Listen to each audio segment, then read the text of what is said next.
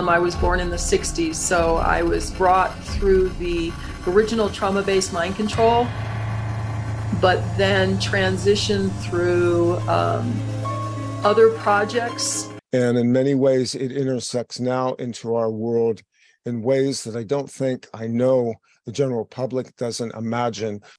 As a race of people, of now being on the receiving end of what has long been considered only the purview of people who are in special access projects, Black projects, and Black budget operations.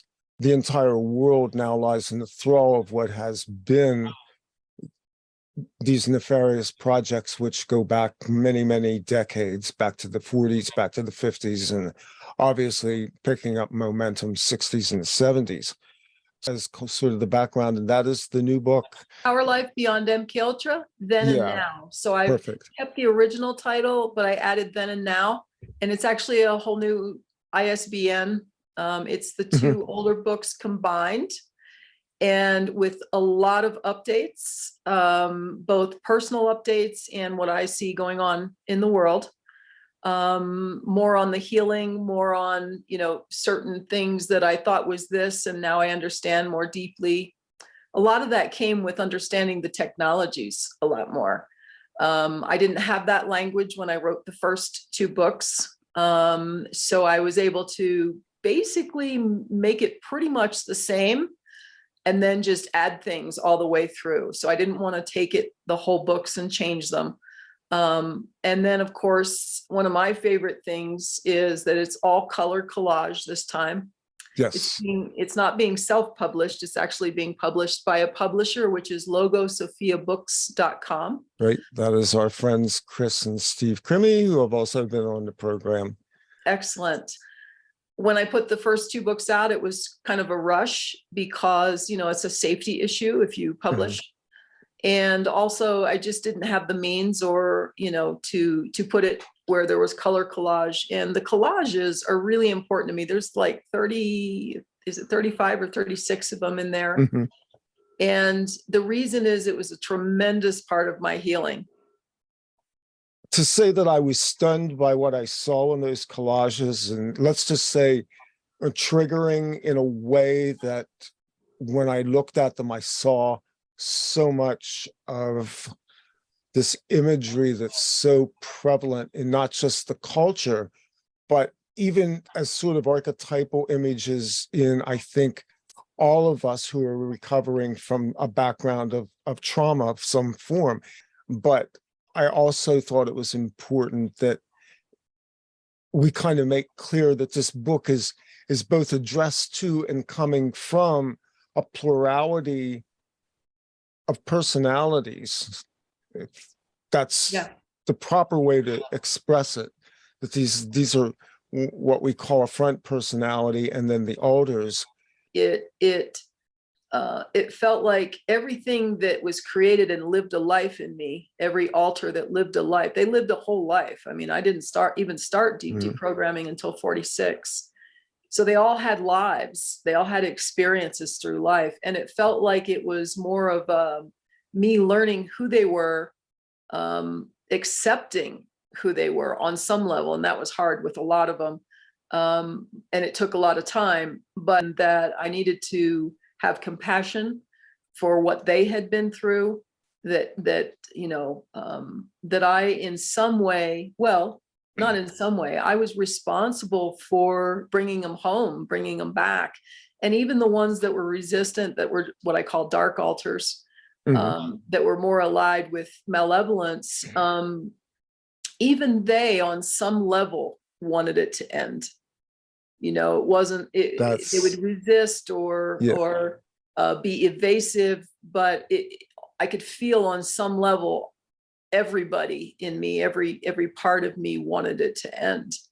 And that was my job, was to allow them to come forward as much as I could without endangering myself or anyone else. That was another aspect to it, some of the darker alters. And just, so integration, I mean, maybe it applies, but it felt like we became a collective. And those that were darker were subsumed, basically. And you know, allowing me to move forward, to live a life as an I. But I don't believe they're ever, well, let me say it like this. You know this about me. I have spoken a lot about the fact that this is not just a technical science, this is an esoteric science. Yes. And once the entities that run the altars, which is hard for people to grasp, but once the entities that run the altars were taken away, then I could have this collective that becomes an I and can live a life and move forward. But I don't feel like they've ever been annihilated or buried, or it's more like I can sense them sometimes, but there's no control issue there. The word that sprang to mind to me when you were talking was resolution. Yeah, that's a good one. Resolution of, and you know, even from my experience, when you're dealing with trauma, it is resolution. It is resolution to make peace first with yourself. This is where the spiritual principles come in so hard, is the acceptance of a reality, and then the ability to forgive yourself, because somewhere inside of each of us is an aspect of ourself, not an alter, but an aspect of ourself that is the accuser. And the accuser is the child that takes on the burdens of everything around them, because that's what children do. The brain development is at a place where essentially the child takes on everything around them. This is really the heart of why they use small children in these projects, because the malleability. I had a few really wonderful, supportive people, and they would always try to tell me it wasn't you, you know, when something horrific would come up, it wasn't you, it wasn't really you that did it. And it's really interesting, because my process was, I never felt that was right. It wasn't until I took responsibility for the fact that I survived by splitting, and therefore wound up involuntarily working for, you know, the dark side. But once I took that responsibility, that my body was there, my mind may have been in pieces, but it was there. That's when the real healing began for me. But at the same time, I was responsible on some level. I survived, and therefore others didn't, because I survived. And that was a big chunk for me. And once I took that on, I was able to heal and move forward. Yeah, there's a lot of psychological concepts, not the least of which is survivor's guilt, which is generally another thing you see with trauma survivors. The concept that you take responsibility for something, the doctrine of total responsibility, even as regards that which happens to us. And see, responsibility is a scary word in itself. And then you mean I'm responsible for that. So I try to always couch it by saying, by taking responsibility for something, you then have the ability to discharge it, which is a concept that, oddly enough, we find in pockets of the alternative media that deal with finances, alternative financial systems, discharging debt. Well, you know, biblically, that's exactly what occurred at the cross, and that is exactly what occurs in each of us on our cross, because I view that very symbolically. And the fact that the ability to take on the responsibility means I now have the ability to discharge that energy, to let the light subsume the dark aspects. Exactly. And the concept of, you know, oh, you're a victim. Yeah, at some point you're a victim, but where, and I wrote about this in the book, where do you cross the line from victim to perpetrator? So in other words, to me, there's a huge spectrum of varying degrees and levels of victimization and perpetration. You know, for example, if you avoid the information, because when do you become part of the perpetration? You know, if you've been shown something and you wish to deny it and hold it at bay and you don't want anything to do with it, doesn't that make us somewhere on that perpetration level? And that's really tricky, and it's hard for people to accept that. But that was my personal process, and I see it on a mass scale in society where, you know, we are, if we could get everybody to really feel this, which is they learn about something horrific happening to children, and to ask themselves, what is it I'm doing or not doing that allows this to happen? Yeah. You know, and I mean, I've met a lot of wonderful people, and one of the questions they ask is, well, what can I do about it? What can I do? You know, and I realize that's a really tough area, but not knowing is one thing, but knowing and avoiding, or knowing and not wanting to participate in any responsible way, where does that leave you? You know, where do you fall in that spectrum? When does one cross that line into being complicit and therefore being on some level a perpetrator of the continuation of something that's going on that ought to be stopped? And as you said early on when we started this, it's gone global. Yeah. It's gone global now. So, you know, we go from the specific to the universal real quickly. And the answer to the question of, well, what can I do about this, is the first thing is to look open-eyed at the situation. To this day, and this stuns me, most people reject that MK Ultra ever existed as in past tense. We'll just park that right there because we know that MK Ultra has never stopped. Right. I know this. And back it up a little bit and look at history and how it was being exposed by degrees. I mean, we had the Manchurian Candidate, which is early 1960s. I think the film would have come out in 1963, except for the unfortunate events in Dallas, Texas, which forced that film, which starred Frank Sinatra, to be largely shelved and never really given a full public viewing until years later. But fast forward into the 70s, mid to late 70s, and you have the Church Committee. You also have groundbreaking work by the late Walter Boert, who put out Operation Mind Control in 1978. His protege, James Martinez, appears on this program from time to time. And James and I have talked about this for years, what Walter went through to put that book out. For those who don't know, go find a copy somewhere, maybe a used bookstore. There's PDFs on the internet of it. I know it's out there. And I would like to interject here. Yeah. If you go look for it, go for the researcher's edition. It's like, what, 800 pages or something like that? Yeah, but I'm telling you, they watered it down for the other version, which is 200 and some pages.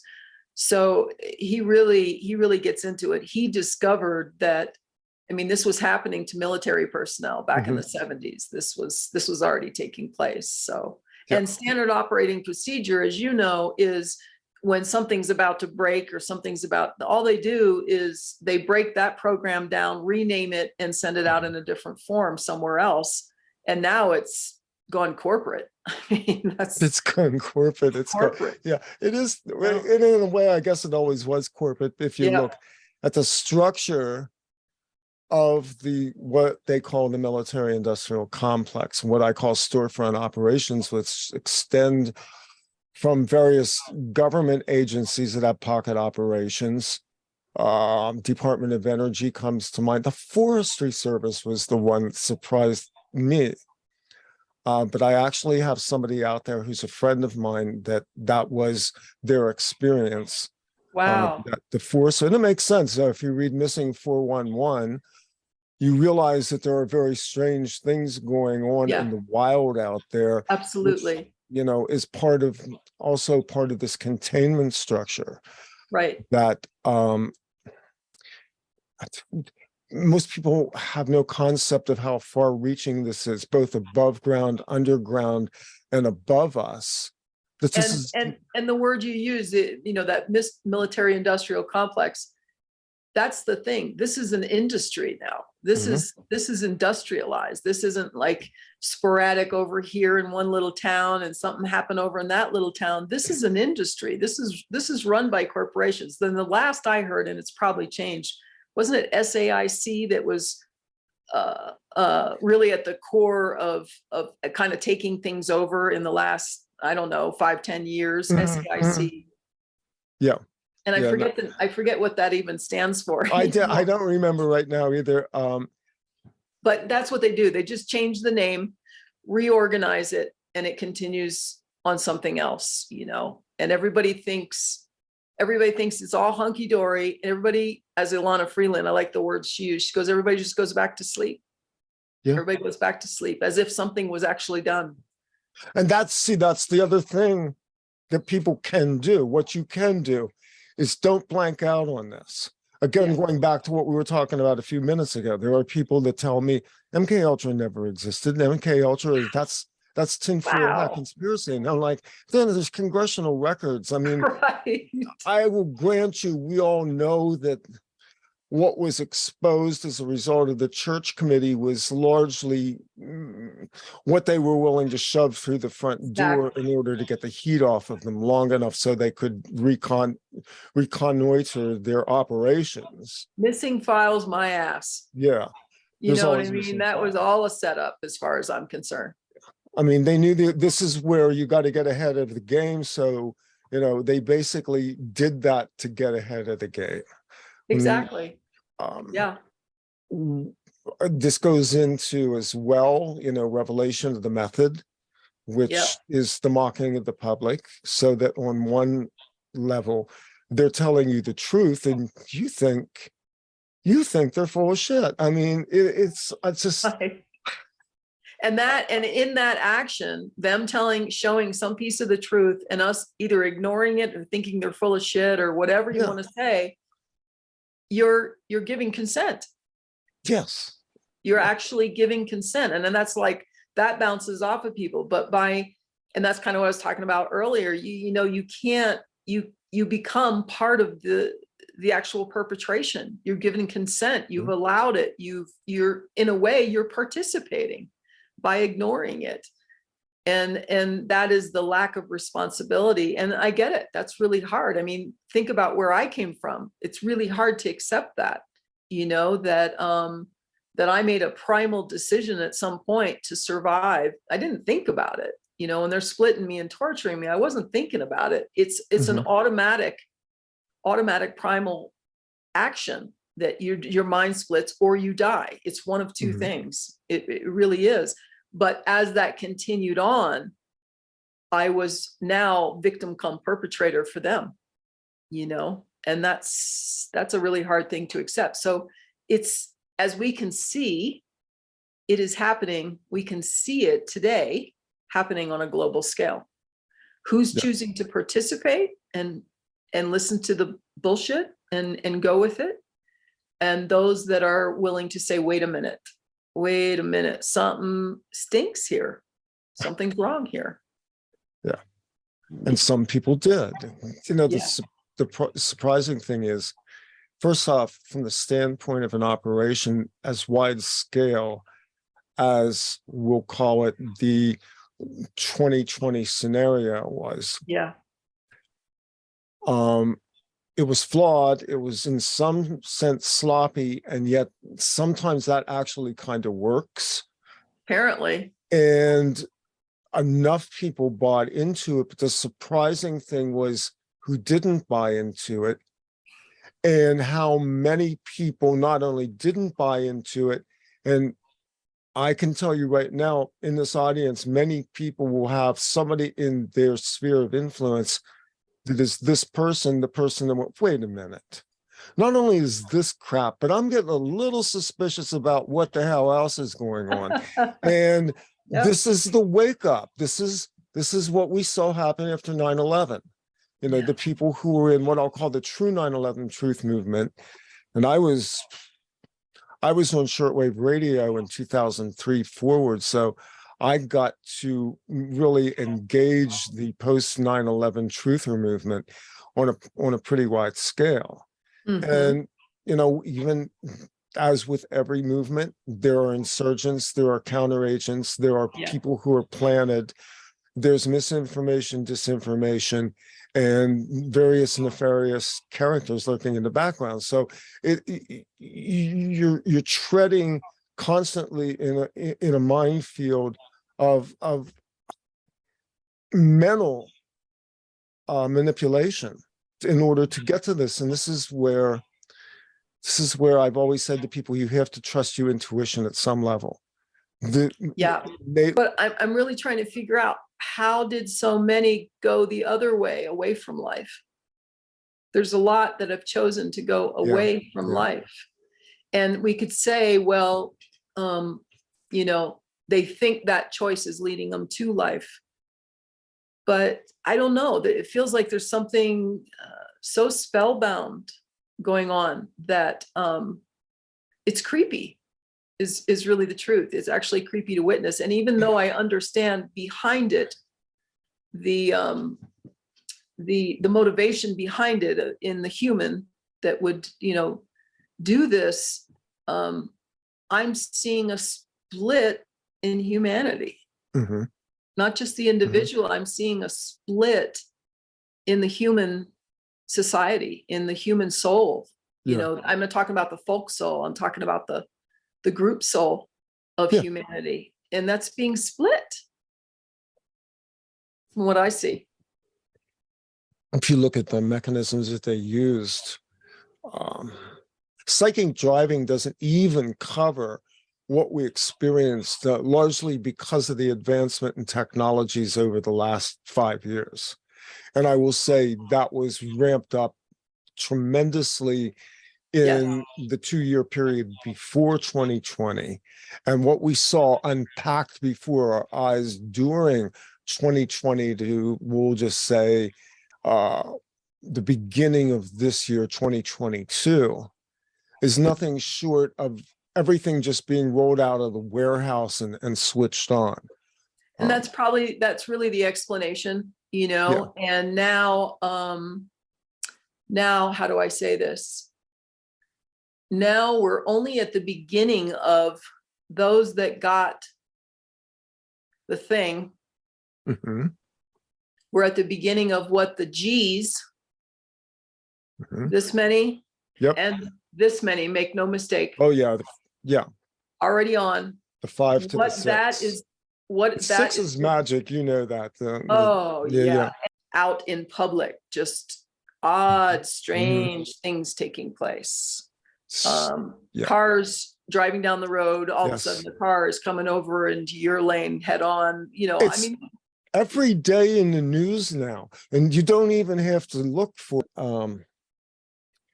Young people are dropping over with vascular issues, athletes are dropping over, and in the background the death count is climbing. And I hate to say it, but I said this when these vaccines were released, this was what was going to occur. So there's a mass die-off, there's a choice that was made somewhere on the soul level, both collectively and individually. And then whatever parts of those numbers, which we'll never know, but they'll become so obvious they can't hide it anymore. Exactly, that's my feeling too. Which is, again, they're getting ahead of the game by just letting it trickle out now, so that it's a containment field. But I think what we're seeing is, both as bad as I guess our darkest understandings told us, which on some level for me is, I come from an apocalyptic background. I studied prophecy. I studied the scriptures since I was a kid. So that's my background. And I have to constantly revise that. And I also have to pull myself away from the dark side of that, because there's a light side to it as well. And that's just kind of where we're at. Absolutely. I Randy, I've been saying since this started, well, maybe not since it first started, but it didn't take too long to move into seeing that there is an opportunity here. This is a huge opportunity, individually and collectively. And I do hold it as that. When I go out in the world, Even those that are, still masked. On the individual level, in terms of coming to grips with a reality that you suddenly realize is hostile, alien, and anti-life, how do you, there are people right now, and I know because I see comments and get emails from people, many people are almost borderline suicidal, if not there, in terms of once you break the illusion, then what do you do with the reality after the illusion? Hence, we are back to our life beyond MK Ultra, because this is exactly the nexus of the book, your experiences, and the world at large right now, which is universal MK Ultra. And I'm always said, I'm from the beginning, I'm a microcosm of the macrocosm. What they did to me, and I even had an altar early on. This is like 12, 15 years ago, that when I started really, really waking up, she would almost wanted a podium to say this, which was, they're coming for all of you. Mm-hmm. They're coming for all of you. This is not exclusive to individuals around the globe. What they've done here is what they want to do to everybody. And we've begun that, that phase. And maybe it's not even begun, it's in process. But to me, what I witnessed in the last couple of years is the next level, which is a massive campaign globally, like we've never seen before. And the G's that we were talking about, that we were talking about earlier, play a significant role in being able to attain that, a very significant role. And that's something that people just do not, the convenience of a smartphone is one of their most crowning achievements, the convenience of a smartphone. And a lot of people don't realize this, but smartphones, the smartphones have the 4G and up, have a phased array antenna in them, just like a harp, a mini harp in your phone. It is, yeah. And that's going to play a role in this societal global version of, and it already is, not going to, it already is playing a role. Well, because we think of MK Ultra, we think of covert operations in laboratories and bases, and we don't understand that it's been occurring on a mass scale starting early in the 20th century during Steiner's lifetime. Yeah. Certainly by the time you get to the post-World War II period, you have Madison Avenue, which is the stepchild of Sigmund Freud, basically.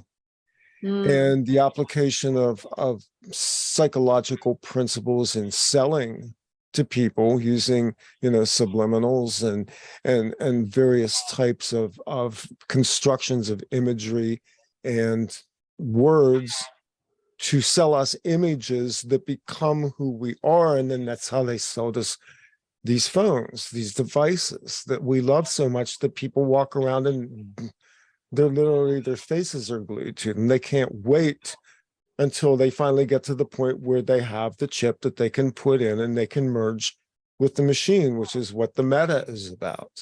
Right. This was what they launched during the 2020 campaign.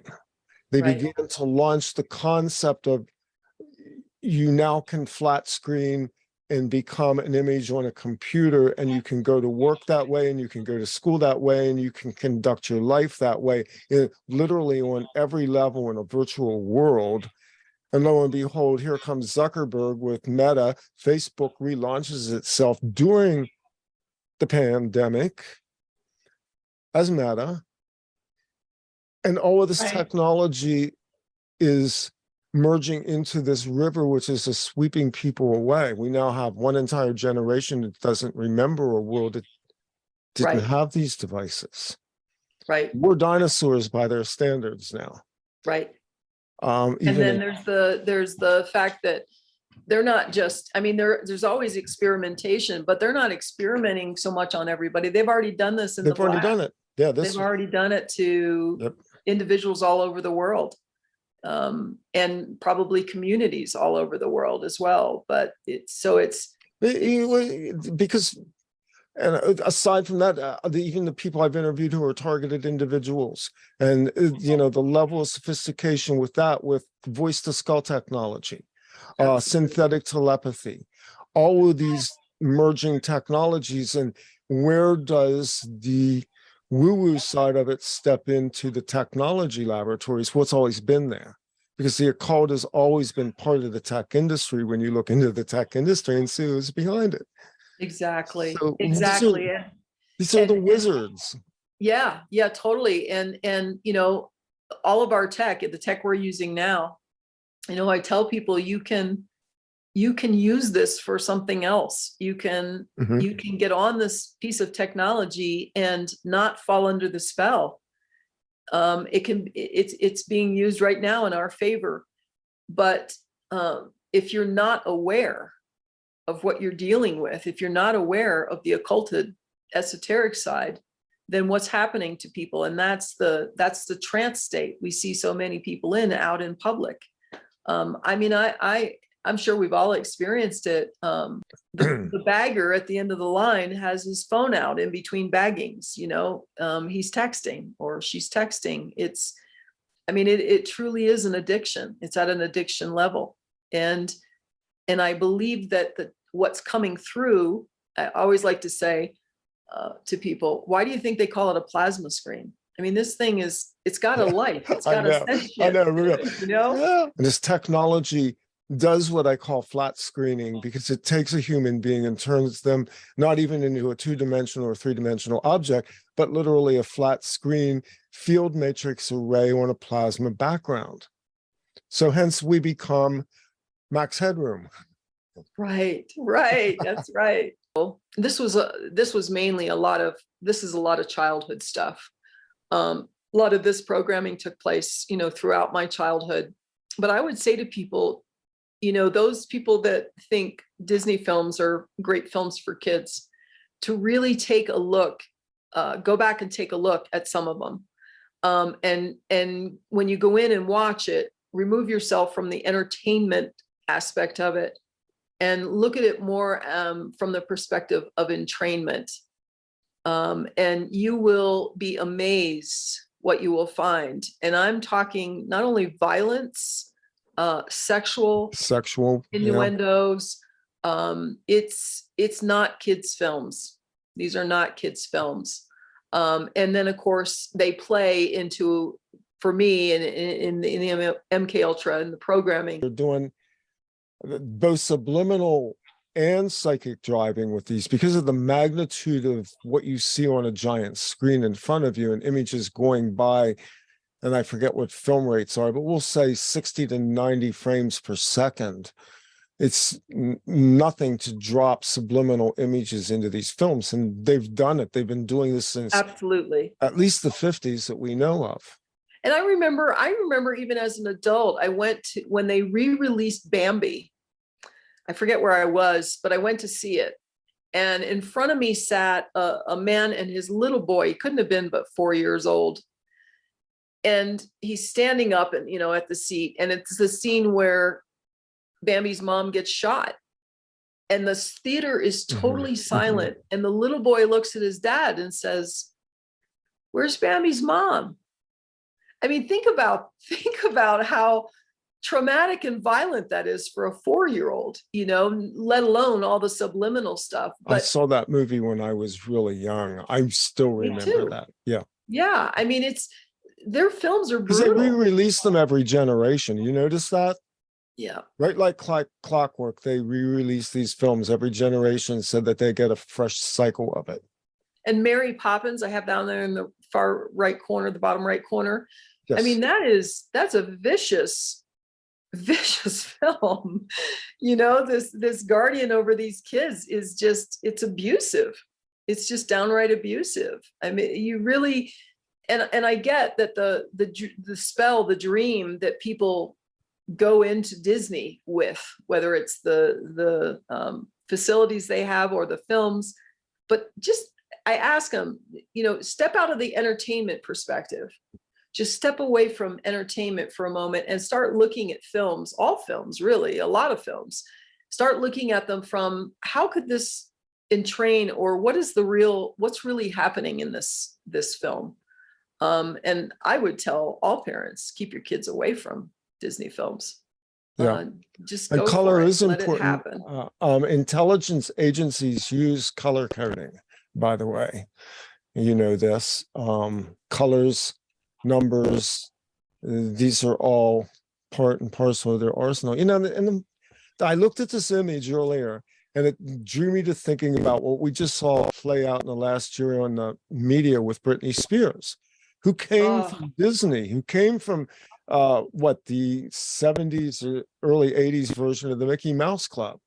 I mean, there's a whole generation of these kids. Miley Cyrus is another one. And you look at them and you realize that as we go down this path that we've gone collectively as humanity, it's becoming more and more prominent. I mean, Britney Spears came right out on Twitter and said this was nothing but mind control programs. Yeah. She flat out Absolutely. said it on Twitter.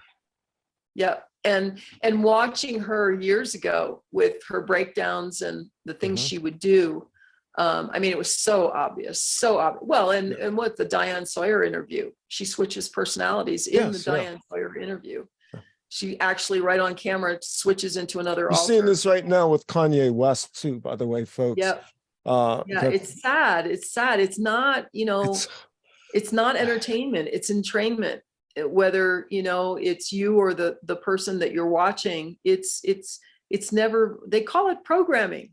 That's why they call it programming. Yes. TV programming, I mean, it's perfect. We're coming on Zoom tonight, and I realized they changed the location of the record button. There was no record button. It's like, well, it's been 7 weeks since you used Zoom. And what I said to you, software engineers are mind control programmers too. That's what a graphical user interface is, folks. That's you. We went through the drive-through, pulled in the parking lot, and we both just sat there in silence eating our French fries.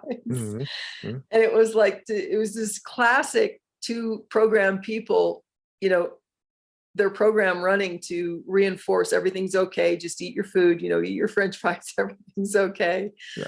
And then the Chef Boyardee ravioli, I noticed in deep deprogramming, it was something I ate frequently as a kid, and in deep deprogramming, I could not stop myself. Yes, I know. Yes, getting it. I would eat it cold. I would open the can, and because I didn't even have a house at the time, and I would just eat it cold. I would eat the whole can, and this happened so many times, and I finally realized this was another reinforced programming, calm trance state, comfort food. Yep. Yeah, they call it comfort food. But on a whole new level, right? But that's it's like a drug. It literally is releasing all kinds of chemicals that are very pleasurable. It's right up there with drugs and sex and rock and roll. Yeah, and then of course the Barbie in the center. I had the Barbie dolls and the idea of the perfect Barbie shallow. And that was when I was 7 years old. Yeah. And I actually had a plastic flute that I would play the song on. And I made a case for, I thought I made it. There was a case for the flute to go in that was leopard. So it was the cat programming. Ha ha ha. Wow. And the Moon Rivers, it's a creepy song. It is. Yeah, it is. It's like a lot of that smooth 50s and early 60s pop music, like Perry Como, Andy Williams. Some of these people were great vocalists, but they were also part of the programs. They were part of the programming. Yeah.